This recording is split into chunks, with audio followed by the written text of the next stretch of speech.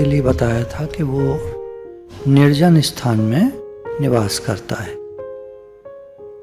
लौकिक बंधनों को तोड़ देता है, छोड़ देता है और तीनों गुणों से परे हो जाता है, योगक्षेम का परित्याग कर देता है। तो इसमें हमारा चल रहा था कि सत रज तम ये तीनों गुणों से परे हो जाता है। अच्छे काम भी छोड़ देता है, भागना दौड़ना उल्टा पुल्टा मारामार वो सब छोड़ देता है, और सुस्ती आलस्य प्रमाद ये सब भी छोड़ देता है, और संसार के पदार्थों में अनासक्त हो जाता है या विरक्त हो जाता है, असंसारी हो जाता है। संसारी पदार्थों से अब उसे कुछ लेना देना नहीं रहता है तो ठीक है, जैसा है वैसा ठीक है, जैसा है वैसा ठीक है, मैं एकदम आराम है। अब ये भी करो, ये भी करो, ये भी कराओ, वो भी कराओ, ऐसे भी करो, वैसे भी करो, इसमें बड़ा झंझट है। 4 चीज ठीक होती है, फिर एक खराब हो जाती है। कुछ कुछ कुछ कुछ चलता ही रहता है, जीवन है, इसमें तरह तरह की चीजें चलती रहती हैं।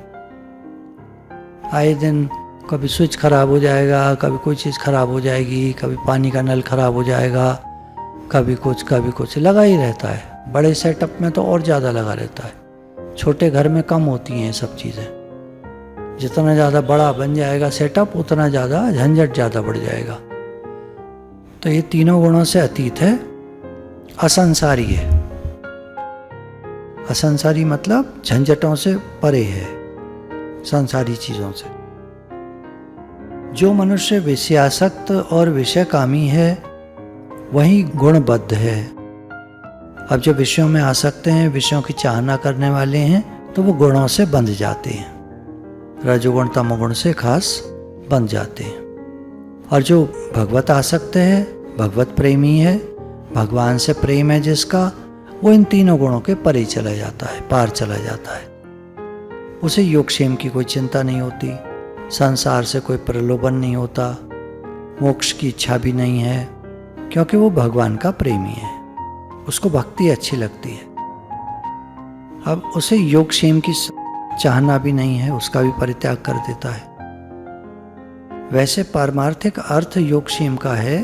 योग का अर्थ है भगवान से योग लग जाना, भगवत प्राप्ति हो जाना, भगवत प्राप्ति का सफल साधन प्राप्त कर लेना। योग भगवत प्राप्ति का सफल साधन, ये मार्ग हमको भगवान तक ले जाएगा, तो वो योग मार्ग हुआ। और क्षेम का अर्थ है भगवत प्राप्ति के संधान का संरक्षण, यानी भगवत प्राप्ति में जो लगे हैं, तो वो जो संधान हो रहा है, वो जो कार्य हो रहा है, वो जो प्रोग्रेस हो रही है, उधर बढ़ रहे हैं, तो उसकी रक्षा भगवान करते। पारमार्थिक अर्थ क्षेम का भगवत प्राप्ति के मार्ग पे बढ़ना, उसकी रक्षा भगवान करते। संसारी अर्थ हुआ योग क्षेम का, योग तो हो गया भगवान से योग लगना, और क्षेम होता है संसारी चीज़ों की सलामती करना, अप्राप्त की प्राप्ति कराना। योग का भी अर्थ है अप्राप्त की प्राप्ति कराना। तो संसारी अर्थ टोटल लगा देंगे तो बिल्कुल ही संसारी हो जाएगा। प्रेमी भगवत भक्त जो होता है, ये दोनों ही अर्थों में योगक्षेम की परवाह नहीं करता, न संसारी उसे चाहिए, न भगवान की तरफ ही चलने का जो ये बताया, इसका भी कुछ नहीं करना उसे, क्योंकि वो तो भक्ति में लगा ही हुआ है। उसका तो भगवान से प्रेम उत्तर उत्तर धीरे धीरे बढ़ता ही जाता है। वो तो प्रेम में ही मस्त रहकर भगवत प्रेरणा से सदा सर्वदा भगवत अनुकूल स्वाभाविक कर्म करता रहता है। भगवत प्रेरणा से जो जो कर्म आते हैं वो करता रहता है। स्वाभाविक कर्म जो उसको आसान पड़ते हैं, झंझट वाले कामों में हाथ नहीं डालता है। भक्त का योगक्षेम स्वयं भगवान ही चलाते हैं। स्वयं भगवान ने गीता में कहा है, जो अनन्य भक्त निरंतर मेरा चिंतन करते हुए मेरी निष्काम उपासना करते हैं, वो नित्य मुझ में लगे रहने वाले भक्तों का योगक्षेम में स्वयं वहन करता हूँ। एक श्लोक आता है, वैष्णव आहार आदि के लिए व्यर्थ ही चिंता करते हैं, जो भगवान समस्त विश्व के सब जीवों का भरण पोषण करते हैं, वे क्या अपने सेवकों को कभी भूल सकते हैं? अब वैष्णव जो है आहार आदि के लिए बेकार ही चिंता करते हैं। जो भगवान के भक्त होते हैं उनका भोजन के लिए चिंता करना बिल्कुल व्यर्थ है। जो भगवान सारे विश्व के जीवों का भरण पोषण कर रहे हैं, सबको दाता राम, वे क्या अपने सेवकों को कभी भूल सकते हैं? तो वो जो भगवान हैं, जो सबका भरण पोषण कर रहे हैं, वो अपने सेवकों को भूल जाएंगे, अपने भक्तों को भूल जाएंगे? ये बात समझने की। जो कर्म फल का त्याग करता है, कर्मों का भी त्याग करता है और तब सब कुछ त्याग कर निर्द्वंद हो जाता है। योगक्षेम की चिंता करने वाला कर्म फल का त्यागी होता ही है। योगक्षेम की चिंता का त्याग करने वाला कर्म फल का त्यागी होता ही है, अथवा योगक्षेम के त्याग के लिए भी कर्म फल के त्याग की आवश्यकता होती है। भगवान मेरे योग और क्षेम की सलामती करें, संभाल करें मेरी, तो वो त्याग कर देता है इस बात का। तो फिर कर्म फल भी कहाँ रह गया? कर्म फल का भी त्याग कर देता है। कोई कर्म किया, उसका क्या फल मिलेगा? वो भी नहीं। जब भगवान से ही कोई चाहना नहीं है तो फिर कर्म फल की क्या चाहना? ये प्रेमी भक्तों का लक्षण है। ये भक्ति के साधकों के लिए आदर्श साधन है और सिद्ध प्रेमी भक्तों के स्वाभाविक गुण। भक्त जो कुछ करता है वह भगवान के लिए ही करता है। उसे उसका अपने लिए कुछ भी फल नहीं चाहिए। एक्चुअली क्या होता है, जब भी कोई काम हम अपने लिए करते हैं तो उसमें घबराहट होती है, पूरा होगा नहीं होगा, कैसे होगा, क्या फल निकलेगा। मान लीजिए पैसों के लिए कोई काम करता है तो वो पैसे कमाने के लिए वो माल सप्लाई करता है।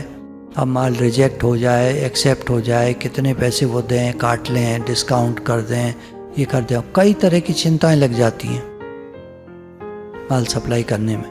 तो सकाम भाव से कर रहा है, और अगर वो ये भाव रख के करेगा, मैं भगवान आपका काम कर रहा हूँ, आपके लिए दे रहा हूँ सामान, आपके लिए ये काम कर रहा हूँ, तो फिर डर कैसा?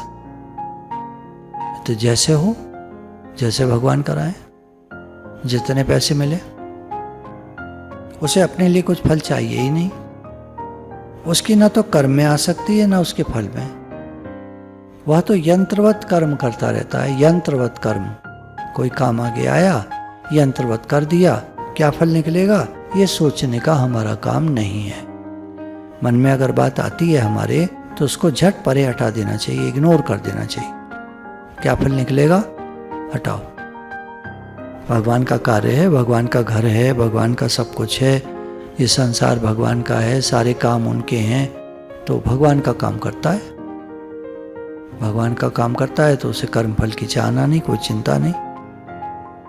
उसे तो ये स्मरण रहता है कि मैं यंत्र हूँ, भगवान के लिए काम करता हूँ, मैं भगवान का हूँ, भगवान मेरे हैं, सब काम भगवान के हैं, मैं सब काम भगवान के लिए करता हूँ। तो क्योंकि वो ये कहता है मैं भगवान के लिए कर्म करता हूँ, तो वो कर्म फल का त्यागी कहा जा सकता है। कर्म फल का त्यागी। कर्म का त्यागी कब होगा? जब उसे ये भी नहीं होश रहेगा कि मैं कुछ करता भी हूं, तो कर्म का त्यागी हो गया। तो ये तो खैर एक अलग बात हो गई। कर्म फल का त्यागी जो है, ये हम लोग अब तक गीता में भगवान ने कहा है। कर्म का त्यागी तो ज्ञान में फिर हो जाएगा कि मैं आत्मा हूँ, अकर्ता हूँ, मैं कुछ करता ही नहीं, आज दिन तक मैंने कुछ किया ही नहीं है, वो अकर्ता हो जाएगा। अगर हम भक्ति में देखें तो इतना भगवान का हो जाएगा, वो इतना भगवान का है, इतना भगवान में मन है कि उसे होश ही नहीं रहता कि मैं कुछ करता भी हूँ। प्रैक्टिकल में तो ये बात ज़्यादा सही लग रही है कि हम जो भी करते हैं भगवान के लिए करते हैं। योगक्षेम की चाहना नहीं है, बदले में क्या मिलेगा, फल क्या निकलेगा, वो चाहना नहीं है, कर्म फल का त्यागी है। आगे इसको क्लियर किया इन्होंने, जब मन बुद्धि के पूर्ण समर्पण से भगवान उसके अहंकार को सर्वथा हरण करके स्वयं ही उसके हृदय मंदिर में बैठकर कर्म कराने लगेंगे, तब वह कर्मों का संपूर्ण त्यागी होकर सर्वथा निर्द्वंद हो जाएगा। जो काम करा रहे हैं भगवान करा रहे हैं। अब कुछ भी फल निकले जैसे भी हो। वैसे जो पॉजिटिव थिंकिंग वाले हैं वो कहेंगे कि जब भगवान के लिए हम सब काम कर रहे हैं तो कर्म का फल भी बढ़िया ही निकलेगा। उसमें भक्ति भाव से, ज्ञान के भाव से ये लगा सकते हैं कि हमें कोई चिंता नहीं है, हमें कोई परवाह नहीं है, हमारी कोई इच्छा नहीं है, पर यह मालूम है कि जो भी फल निकलेगा, जो भी जैसा भी, वो बढ़िया ही निकलेगा। क्योंकि जिस क्लास में बैठकर सत्संग किया जाता है तो प्रैक्टिकल अगर बात करें तो ज़्यादा ठीक है। ऊंची ऊंची बातें तो करते हैं, रहते वहीं के वहीं हैं ज़मीन पर, तो वो भी बात करना बेकार है, वो तो खाली बातें ही बातें हैं। तो बात ऐसी करे आदमी जो प्रैक्टिकल हो सके, जिसमें टिक सके। तो जब संपूर्ण रूप से वो भगवान का हो जाएगा तो अहंकार का नाश हो जाएगा, मैं जो हम करते हैं उसका नाश हो जाएगा। अब है ही भगवान, अब सब करने कराने वाले भगवान हैं।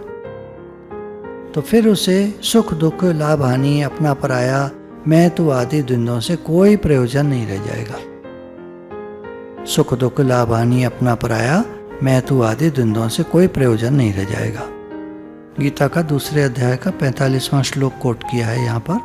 हे अर्जुन, वेद तीनों गुणों के प्रकाश रूप संसार को प्रकाश करने वाले हैं, अतएव निस्त्रय गुण्य अथवा असंसारी यानी निष्कामी होकर सुख दुख आदि द्वंद्वों से रहित, योगक्षेम की इच्छा न करने वाला, नित्य सत्व में स्थित यानी भगवान में स्थित, सब तरफ है ही भगवान, वासुदेव सर्वम, और परमात्मा परायण हो जाओ।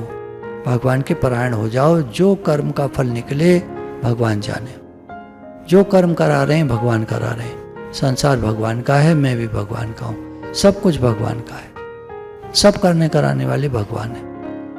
ये नाता आपकी कृपा से सब हो रहा है, आप ही सब करते हो, सब करने कराने वाले आप हो। हम तो यंत्रवत एक मशीन की तरह ही शरीर है, मैं आपका हूँ, आप मेरे हो।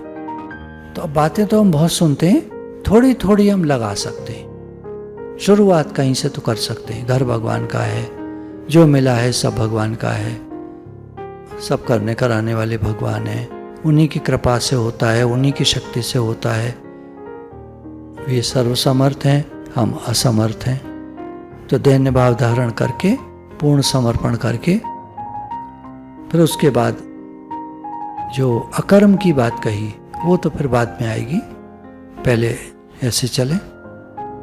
श्लोक 49, जो वेदों का भी भली भांति परित्याग कर देता है और जो अखंड असीम भगवत प्रेम प्राप्त कर लेता है। वेदवाणी में तो तीनों गुणों के प्रकाश रूप संसार को प्रकट किया गया है।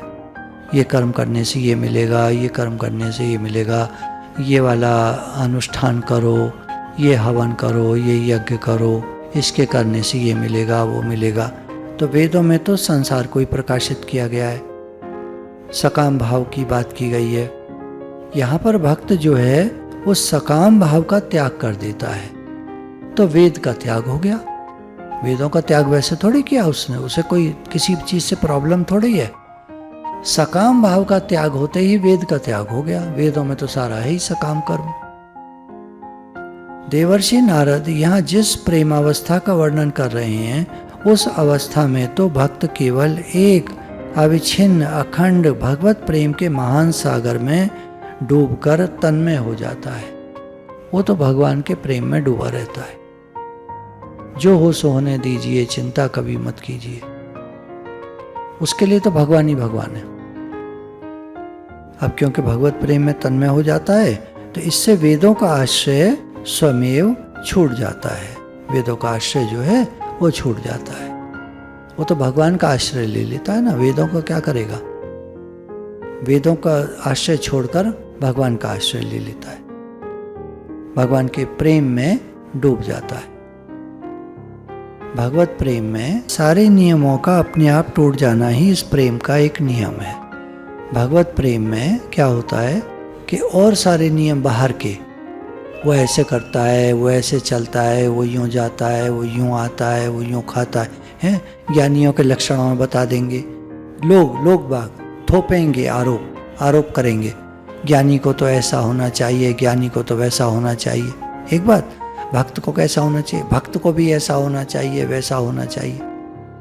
तो ये सब बातों का खंडन किया गया है कि वो तो भगवान के प्रेम में रहता है। जैसे वो बात आती है ना, कुरान में लिखा है कि गरड़िया जो है वो भेड़ चरा रहा था और बातें कर रहा था, बड़बड़ा रहा था। तो एक वहाँ से फरिश्ते निकले, पूछा भाई क्या बोल रहे हो? बोला अल्लाह मिले तो मैं उनके सर की कंघी कर दूं, उनकी जुएं निकाल दूं। भेड़ बकरियों के तो जुएं पड़ जाती हैं, तो जुएं निकाल दूं। तो वो बोले हज़रत मूसा कि क्या बक रहा है, पागल है क्या? अल्लाह के कहीं बाल होते हैं उनके, क्या जुएं पड़ती हैं? ऐसे मत कर। अब बता दिया अपना तरीका। अब बेचारा ना ये तरीका कर पाए ना वो तरीका कर पाए। वहाँ आकाशवाणी हुई कि तुमने क्या करा, मेरा भक्त तो कैसे भी मुझे भजे, वो मुझे प्रिय है, जाकर उससे कहकर आओ जैसे भज रहा था वैसे भजे। तो लौट कर आए और कहा कि भैया तू जैसे कर रहा था वैसे इबादत कर, हम कुछ नहीं कह रहे। तो भक्त जो है उसके लिए कोई विधि निषेध इस तरह उस तरह का विधान नहीं है।